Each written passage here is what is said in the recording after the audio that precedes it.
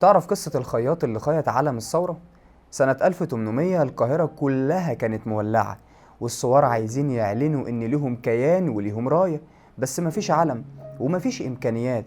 قام خياط من منطقة اسمها بولاق اسمه سعد الدكروري، خد هدوم ولاده وقص جلاليب قديمة كانت عنده وبدأ يخيط الألوان: أبيض من لون جلابية قديمة، أحمر من شال مراته، أسود من منديل حزن لأخوه اللي مات على إيد الفرنسيين.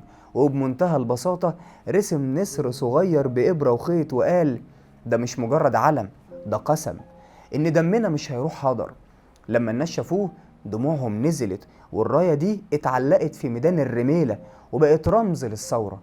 الفرنسيين شافوها وقالوا: العرب صنعوا علما وكأن لهم دولة. والجبرتي كتب وقال: ورفع لواء من قماش رص ففرح به العامة وكأنهم استقلوا عن الحكم. فاهم يعني ايه راية اتخيطت من هدوم بسيطة بقت علم ثورة؟ لو النهاردة عندك حلم صغير ابدأ بيه، مين عارف يوصلك لفين. شارك القصة واستناني في القصة الجاية.